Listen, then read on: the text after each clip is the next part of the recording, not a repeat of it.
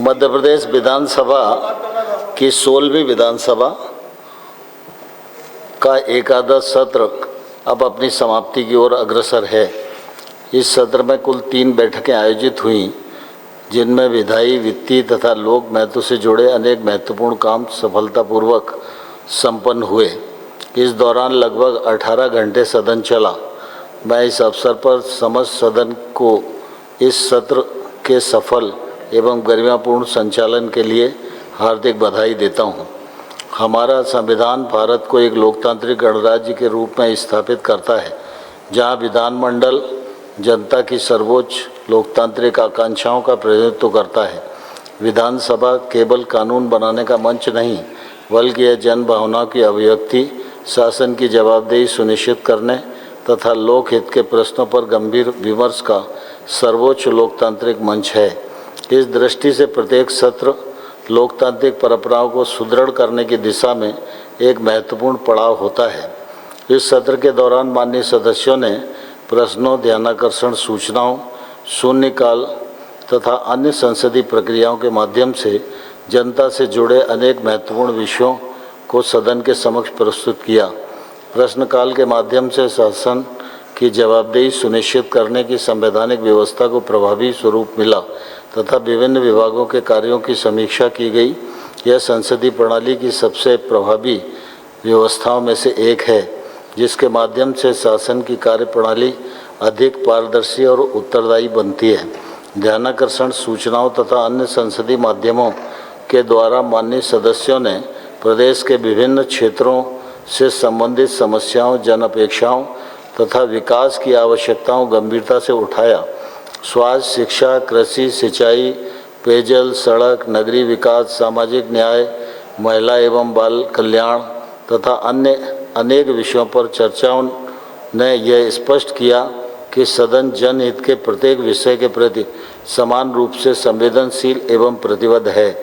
सदन ने वित्तीय उत्तरदायित्वों का निर्वहन करते हुए वित्तीय वर्ष 2026-27 के प्रथम अनुपूरक अनुमान मांगों की स्वीकृति प्रदान की। यह प्रक्रिया केवल वित्तीय स्वीकृति तक सीमित नहीं है, बल्कि शासन की योजनाओं, विकास कार्यक्रमों और जन कल्याणकारी नीतियों के प्रभावी क्रियान्वयन का संवैधानिक आधार भी है। लोकतंत्र में वित्तीय नियंत्रण का अधिकार विधानमंडल की महत्वपूर्ण शक्तियों में से एक है और इस सत्र में उसका प्रभावी निर्वहन किया गया है। इस सत्र के दौरान 1756 प्रश्न प्राप्त हुए, जिनमें 900 तारांकित तथा 856 अतारांकित प्रश्न सम्मिलित थे। इसके अतिरिक्त 522 ध्यानाकर्षण की सूचनाएं, 29 स्थगन, 171 शून्यकाल की सूचनाएं, 210 याचिकाएं प्राप्त हुईं। सदन द्वारा 15 शासकीय विधेयक पारित किए गए, 21 अशासकीय संकल्पों की सूचनाएं प्राप्त हुईं तथा विधानसभा की विभिन्न समितियों के 66 प्रतिवेदन सदन के पटल पर प्रस्तुत किए गए। ये आंकड़े इस बात का प्रमाण है कि सदन ने अपनी संसदीय जिम्मेवारियों को गंभीरतापूर्वक निर्वहन किया है। इस सत्र में नियम 139 के अधीन अवलंबनीय लोक महत्व के विषय, प्रदेश में किसानों की खरीफ फसल हेतु खाद बीज नहीं मिलने एवं अवर्षा से उत्पन्न स्थिति के संबंध में लगभग 4 घंटे तक विस्तृत चर्चा हुई। यह चर्चा लोकतंत्र की उस भावना को सुदृढ़ करती है, जिसमें जनता से जुड़े तात्कालिक विषयों पर बिना विलंब विचार किया जाता है और शासन को समयबद्ध ढंग से अपनी स्थिति स्पष्ट करने का अवसर मिलता है। इस सत्र में शासन की ओर से समान नागरिक संहिता विधेयक, कार्यस्थल सशक्तिकरण संहिता तथा धन्वंतरी स्वास्थ्य विश्वविद्यालय विधेयक जैसे महत्वपूर्ण विधेयक प्रस्तुत किए गए। इन विधेयकों पर व्यापक, गंभीर एवं रचनात्मक चर्चा हुई। पक्ष एवं विपक्ष दोनों ने अपने विचार लोकतांत्रिक मर्यादाओं के अनुरूप प्रस्तुत किए तथा आवश्यक विचार विमर्श के उपरांत सदन ने अपना निर्णय दिया। यही संसदीय लोकतंत्र की वास्तविक स्थिति है। लोकतंत्र सिर्फ बहुमत का शासन नहीं, बल्कि संवाद, सहिष्णुता, उत्तरदायित्व तथा परस्पर सम्मान की संस्कृति का भी नाम है। सत्ता पक्ष शासन चलाता है, प्रतिपक्ष शासन की रचनात्मक समीक्षा करता है। दोनों की भूमिका लोकतंत्र में समान रूप से महत्वपूर्ण है। स्वस्थ लोकतंत्र वही है जहां मतभेदों का सम्मान हो, तथ्यों के आधार पर चर्चा हो और जनहित सर्वोपरि रहे। मुझे प्रसन्नता है इस सत्र में अनेक विषयों पर गंभीर एवं सारगर्भित चर्चाएं हुई। इन सदन की गरिमा, संसदीय परंपराओं और लोकतांत्रिक मर्यादाओं का समुचित पालन किया गया। मतभेद अवश्य रहे, किंतु मनभेद की स्थिति उत्पन्न नहीं हुई। यही हमारी संसदीय परिपक्वता तथा लोकतांत्रिक संस्कृति की सबसे बड़ी पहचान है। संसदीय संस्थाओं की प्रतिष्ठा केवल नियमों से नहीं बल्कि जनप्रतिनिधियों के आचरण, अनुशासन, संयम तथा संवाद की गुणवत्ता से निर्मित होती है। सदन के प्रत्येक सदस्य का यह दायित्व है कि वे जनता के द्वारा व्यक्त किए गए विश्वास के अनुरूप अपने दायित्वों का निर्वहन करें तथा लोकतांत्रिक मूल्यों की रक्षा करें। मैं यह भी यहाँ कहना चाहूँगा कि विधानसभा की विभिन्न समितियाँ लोकतांत्रिक व्यवस्था की अत्यंत महत्वपूर्ण कड़ी हैं। समितियों के माध्यम से शासन के कार्यों का गहन परीक्षण होता है तथा नीतियों एवं कार्यक्रमों की प्रभावशीलता का मूल्यांकन किया जाता है। इस सत्र में समितियों के 66 प्रतिवेदनों का सदन के पटल पर रखा जाना समिति प्रणाली की सक्रियता का परिचायक है। मैं सदन की कार्यवाही के सफल संचालन में सहयोग देने के लिए माननीय मुख्यमंत्री जी, माननीय नेता प्रतिपक्ष, माननीय संसदीय कार्य मंत्री, सभी माननीय मंत्रीगण, सभापति तालिका के सदस्यगण तथा माननीय सदस्यों, विधानसभा के प्रमुख सचिव, विधानसभा सचिवालय, समस्त अधिकारी कर्मचारी, शासन के अधिकारी, सुरक्षा व्यवस्था में लगे समस्त कर्मियों, प्रिंट और इलेक्ट्रॉनिक मीडिया एवं डिजिटल मीडिया के प्रतिनिधियों के प्रति अपनी हार्दिक कृतज्ञता व्यक्त करता हूं। मैं विशेष रूप से शासन के उन सभी अधिकारियों एवं कर्मचारियों के परिश्रम की सराहना करता हूं जिन्होंने इस सत्र के प्रत्येक कार्य को समयबद्ध, व्यवस्थित एवं सफल बनाने में निष्ठापूर्वक अपना योगदान दिया। उनके समर्पण एवं दक्षता के कारण ही सदन की कार्यवाही सुचारू रूप से संपन्न हो सकी है। अंत में मैं अपनी ओर से समस्त सदन की ओर से प्रदेशवासियों को आगामी स्वतंत्रता दिवस, मिलाद उन नबी, रक्षाबंधन, श्री कृष्ण जन्माष्टमी तथा गणेश चतुर्थी के पावन अवसरों पर हार्दिक शुभकामनाएं और बधाई देता हूं।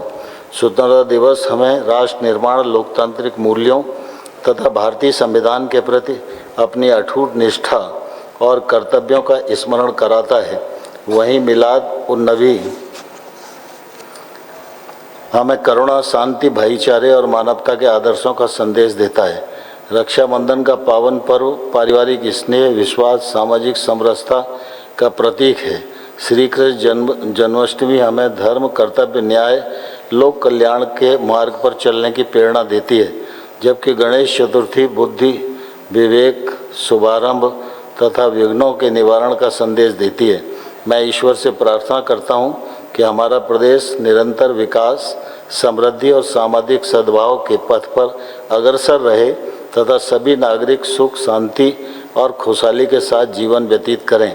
इन्हीं मंगल कामनाओं के साथ मुझे पूर्ण विश्वास है कि हम सभी अगले सत्र में पुनः इसी उत्साह, सकारात्मक दृष्टिकोण तथा जनसेवा के दृढ़ संकल्प के साथ संवेद होकर लोकतांत्रिक परंपराओं को और अधिक सुदृढ़ बनाने में अपना बहुमूल्य योगदान देंगे। माननीय मुख्यमंत्री जी। अध्यक्ष महोदय, वैसे तो मैंने अपनी सारी बात रख दी। इस सत्र में अन्य सभी विषयों के लिए आपने पर्याप्त समय दिया। हमारी सरकार की ओर से मैं माननीय अध्यक्ष महोदय, सभी सदस्य, पक्ष और विपक्ष, सबका मैं हृदय से आभार भी मानता हूं। हमारे शासन के सभी अधिकारी कर्मचारियों ने भी यथायोग्य अपनी तरह से पूरी ताकत लगा करके सभी योजनाओं को पहुंचाने के साथ उनके दस्तावेजों के आधार पर हमारी अपनी बातों को रखने में मदद की, उनका भी आभार मानता हूं। और ख़ास करके विधानसभा के सभी सचिवालय के अधिकारी, कर्मचारी और पत्रकार साथियों का मैं हृदय से आभार मानता हूँ। माननीय नेता प्रतिपक्ष। माननीय अध्यक्ष महोदय, सर्वप्रथम आपको धन्यवाद देता हूं कि आपने माननीय सदस्यों को पर्याप्त समय दिया बोलने का और एक सफल धैर्यता संवेदनशीलता के साथ इस सदन की कार्रवाई आपने चलाई, इसलिए मैं आपको हृदय से धन्यवाद देता हूँ। साथ में सभी माननीय सदस्य, मंत्रीगण, विधानसभा सचिवालय के कर्मचारी, अधिकारी, मध्य प्रदेश शासन के अधिकारी, कर्मचारी, रिपोर्टर्स, पत्रकार, मार्शल, सुरक्षा, मीडिया कर्मचारी, सभी को सम्मानित को सबको धन्यवाद देना चाहता हूँ इस सत्र को लेके। माननीय अध्यक्ष महोदय, ये एक लोकतांत्रिक मंच है और मैं समझता हूँ कि यह जो आवाज उठती है वो प्रदेश की उम्मीद रहती है आम जनता की, और जो संघर्ष कर रहे हैं उनकी उम्मीद रहती है कि जो हमारी आवाज वहां तक पहुंचे।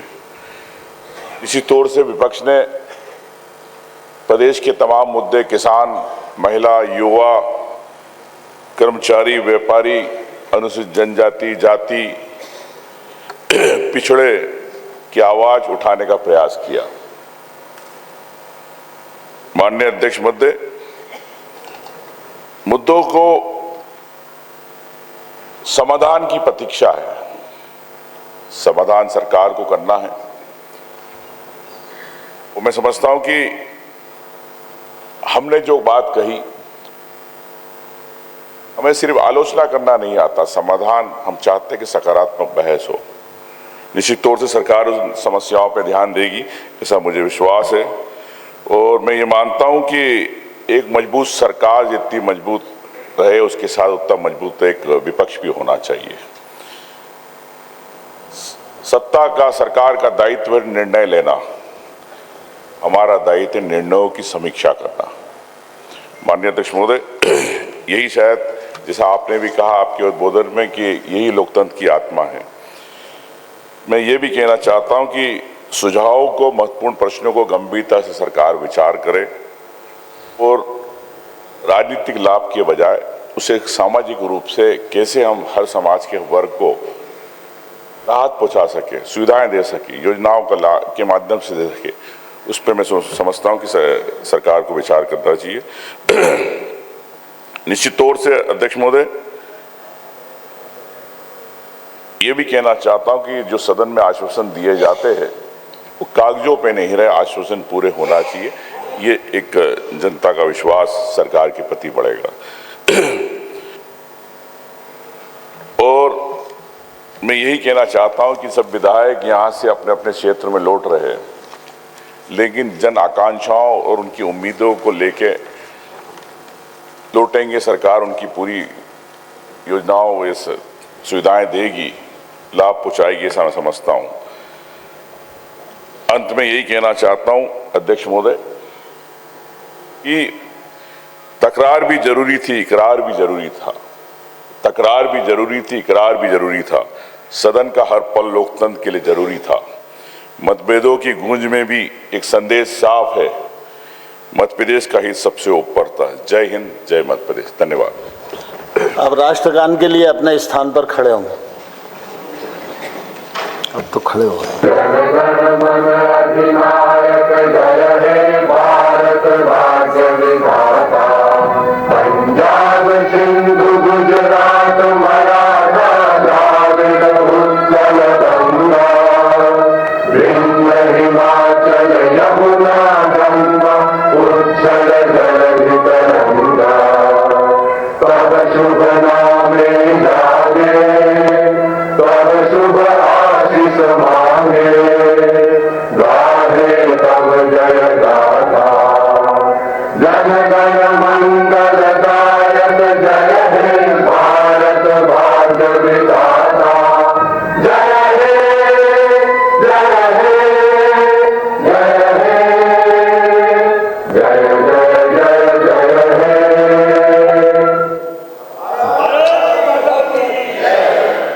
सबको बहुत धन्यवाद, शुभकामनाएं। विधानसभा की कार्यवाही अनिश्चित काल के लिए स्थगित की जाती है।